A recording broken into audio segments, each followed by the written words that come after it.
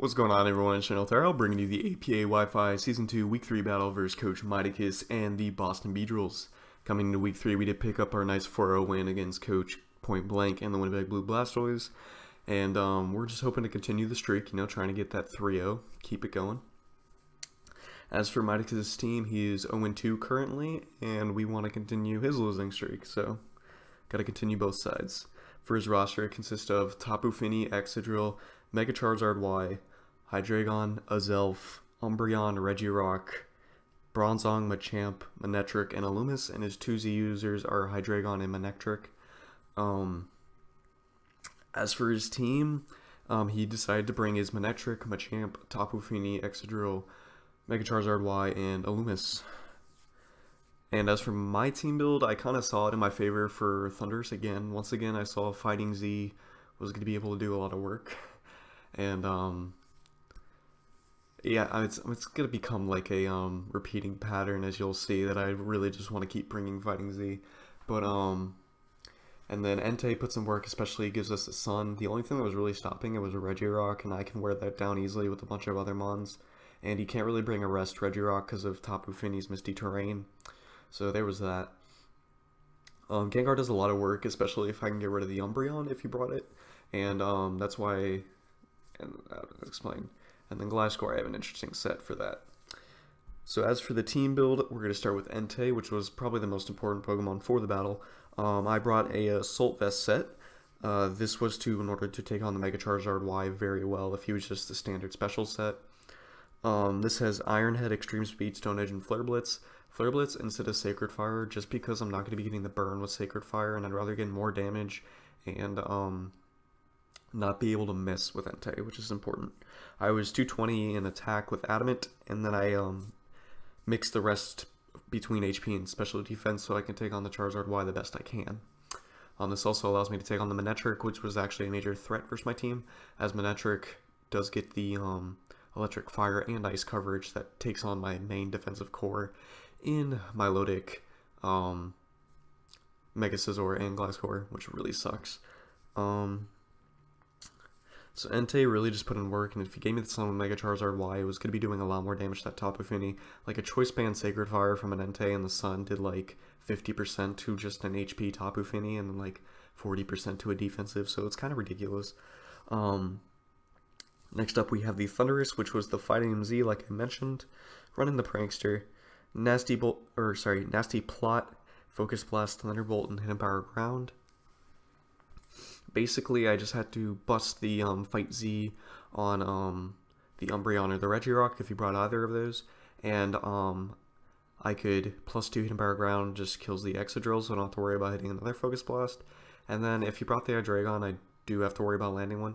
Basically, if he brought Umbreon, Regirock, or Hydreigon, like if he brought two of those, I land the Fight Z on one, and I have to hope to land the Focus Blast on the other, which is basically how it goes, but he brought none of them, which is actually crazy. So Thundurus, I felt like was going to put in a lot of work this game. As soon as I saw his team, I'm like, I kind of just destroy him.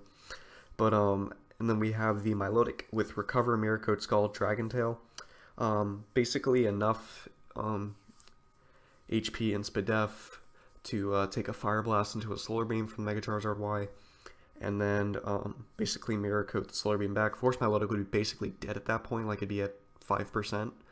But, it'd be worth it just to get rid of that monster. And I do have the Dragon Tail in case he does have setup on something or something of the sort. And I can just, swap them out. And the Charizard Y could hopefully come in and take Stealth Rocks, which is 50% for it. And then, Skull just seemed like still good because I don't want to risk Hydro Pumps. And I want to run Surf in case he didn't bring the Tapu Fini. So, just small things like that. And then next up we have the Gengar. The Gengar was a Choice Scarf set with speed and special attack. This had Dazzling Gleam, Sludge Wave, Shadow Ball, and Trick. Basically, I could trick the Choice Scarf onto the Regirock or the Umbreon just so I can put in a lot of work for his team with my other Pokemon. And then other than that, Gengar just basically disposed of his team by that point. Scarf Gengar was also able to counter a Scarf Hydreigon lead with Dazzling Gleam, which was very nice, which is one reason I had it. And then it just stops Azelf if he thinks he can outspeed that, because if he brought Azelf, I would assume it'd be like a Z set, whether that be some Electric Z for Milotic, or I don't know, some other form of Z just to wall break some of my Pokemon. Next up, we have my Gliscor, which was an interesting set with Yachi Berry running the Poison Heal still, which I don't know why, but I had Agility, Earthquake, Swords Dance, Acrobatics, and this was just about max attack with HP and speed split between it. This was basically just a 2 late game sweep, but it's a very specific sweep because I have to either get knocked off by basically only Machamp, which is his only knockoff Pokemon, and or I have to take a Hidden Power Ice from a Pokemon or an Ice Punch from a Machamp, and then I have to basically get my Swords Dance and my Agility off, but other than that, we do damage once his Tapu Fini is slightly weakened. Yeah, it was very specific, I don't know why I brought it. And then lastly, we have a Max Pidef Claydol with leftovers, Stealth Rock, Earth Power, Rock Slide, and Rapid Spin. Basically, my Manectric did destroy this team, so I did need a counter to it, and Spadef Claydol actually only takes max 30 from an HP Ice if he was a Scarf Manectric, and then leftovers, just take it all back, so, and I can get a free Earth Power on it if he's not ready, and stuff like that. And as for the game, I just want to lead Thundurus because it did a lot of work, but I should have been smarter about the way I played Thundurus, because as you see here, I got a little carried away. He does go ahead and lead off with his Manectric, which does have the most offensive viability against my team. X-Ray was the name, and right here I made a bad play and I went ahead and went for Nasty Plot. I don't know why I did this when Thundurus was my main answer to kill his Charizard Y and his Tapu Fini, as he just goes for the Hidden Power Ice right here. I guess predicting a possible switch into my ground type, because Thunderbolt will do more versus Thundurus than a Power Ice. And as he goes for Hidden Power Ice again, like, how is this a speed tie? I'm very confused. My Prankster Nasty Plot, so he was a Scarf Manectric, so Thundurus basically got down almost everything. Oh, and I had to redo this battle on top of this with Miticus, because we got interrupted, and then we had to get it all narrowed down. And that Manectric killed me at least 5 times in the remake, so I could have just lost my Thundurus in general in the battle. So I was actually pretty lucky. He just goes into Loomis here and clicks Thunderbolt, and he shows he is a eject button set. Now right here, this should have threw me off that he had to have some heat in the back, but Tailwind is just good for his team, because Excadrill does a massive amount versus my team, as well as Machamp. It fits the Guts Flame Orb, but he does have the Tapu Fini, so the Guts Flame Orb might not be a set for the Machamp. Right here, I need to keep Thundurus is for the Tapu Fini and the Charizard Y, like I already mentioned. So I have to go Claydol, and Claydol is basically just a sack. At first, I'm like, yeah, you know what? If he goes Earthquake, then predicting something else, then I basically eat that. But 1 Iron Head 2-shots me. That might be an Adamant Drill, actually. But, no, I think he was a Max Jolly roll for that hit. I was like, yeah, if he clicks Levitate, then or if he clicks Earthquake, then Levitate, I'm safe. But, he has Mold Breaker, which I totally forgot, so that Earthquake would have done like 75 to us. You just go Milotic right here is the best counter. I'm just going to go for Scald.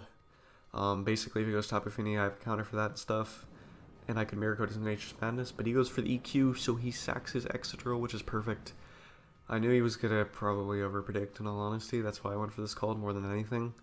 Because Excadrill will just tear through my team if I wasn't careful with it here. So the Excadrill goes down. Milotic picks up a kill, which is very nice. It is 5-4 as of right now for me. His Tailwind goes away, which is very nice. And then he sends out the Loomis here, which was pretty interesting. It's like, I'm just clicking Recover here. There's really nothing that he can do to harm me. If he clicks T-Wave, I get my Marvel Scale. If he clicks, Encore, and Encore's being Scald, then the Loomis goes down. So it wasn't really like a loss of a play there. I don't know why he went into it. But we're just going to click Recover, and now this Machamp comes in, and this Machamp is a threat. It's just that simple. I just felt like it was a good play just to go into Gliscor and take off, or come into the possible close combat or the knockoff. Because if he clicks knockoff, he gets rid of my Yachi, and then my Acrobatics can hit it afterwards. As he does go for the knockoff and get rid of it, assuming he is possible, like, a non-boosting item, whether that be Scarf or Assault Vest. So I'm just going to click Acrobatics and get damage off on whatever wants to come in here. And basically me getting this Acrobatics off on the Tapu Fini ensures that this Tapu Fini is not a Entei switch in anymore, which is very nice. Entei in the sun at least. But I'm just going to go ahead and click Acrobatics again. I really lose nothing by it. Gliscor is really not going to get the setup that I wanted anymore, so I'm not going to worry about it. As he shows he has Scald. Surf would have killed me, but Scald was a roll. So there was a chance I lived that and I could have gotten a kill off on the Tapu Fini, or at least damage off on something else that he might have just wanted to switch into. But this does allow a free switch into my Thundurus, as he does not have any more Thunderbolt switch-ins, which is very nice. So I'm going to freely get off this T-Bolt and kill the Tapu Fini, so Entei is ready just to clean up this game once I get a little bit more chip off on the Machamp, which is important. As he goes into the Machamp here, I just want to go ahead and get off this Fight Z and get as much damage as possible, because Entei can just clean up against his Charizard and everything now at this point. Loomis will die to extreme speed, and Charizard Y gets popped by a Stone Edge if I want to go for that. So as we go for the Fight Z, it does show that he is a pretty bulky Machamp, and in fact he's Assault Vest. He was HP attack with Assault Vest, so he handled this very well. If he was an Assault Vest or HP, this would have done like 75% to Machamp, or almost 80 I think. But he absolutely ate that up as he goes for the knockoff and just takes out my Thundurus here. But at this point, like I mentioned, Entei can still clean up. This kills the Machamp even if he is max HP. So as we go for the Flare Blitz here, I know I will get the kill because he should be HP and attack. He should not any defense or anything like that, as Miticus does run some 252 sets. So we do get the Flare Blitz off, and that will kill the Machamp, and Entei picks up its first kill for the season. I forgot to mention, this match, I actually, after week 3, I have all my Mons introduced. They all made their debuts between Entei and Claydol coming this game, which is pretty cool. He goes Loomis, and I go for Extreme Sheets, showing I am not Choice Banded, and don't have to worry about getting Tailwind on the Mega Charizard Y, which is very nice. As he goes into Charizard here, I really just want to actually click Flare Blitz. Since he's going to give me the Sun, Flare Blitz allows me just to get in range of my Scarf Gengar. I don't want to risk like a substitute Charizard Y and my Stone Edge be missing and stuff like that. Because, I mean, if he was sub, I miss a Stone Edge, and then he could Air Slash flinch me down. It's a possibility, so I didn't want to go for that. So I wanted to play it safe and ensure my win here, which is what I've been doing more often, and it's very reliable for doing that. And I don't really want to risk a choke. As he goes for the Fly. And as he lands the Fly, it does show that he's a max attack Charizard. So Miticus was bringing some heat this week with a Fly set physical offensive Charizard Y. As we go for the Flare Blitz, that does get him in range of the Scarf Gengar Sludge Bomb, or Sludge Wave. As I just want to go for extreme speed, getting off as much chip. And he does show he's a Roost set. Now I just want to keep clicking extreme speed just to make sure he's in range of the Sludge Bomb, or Sludge Wave, once again, dang it. But as we keep clicking extreme speed, it does show he does keep clicking Roost. And if he does get up to the max HP, my extreme speed will not put him in range of the Sludge Wave anymore.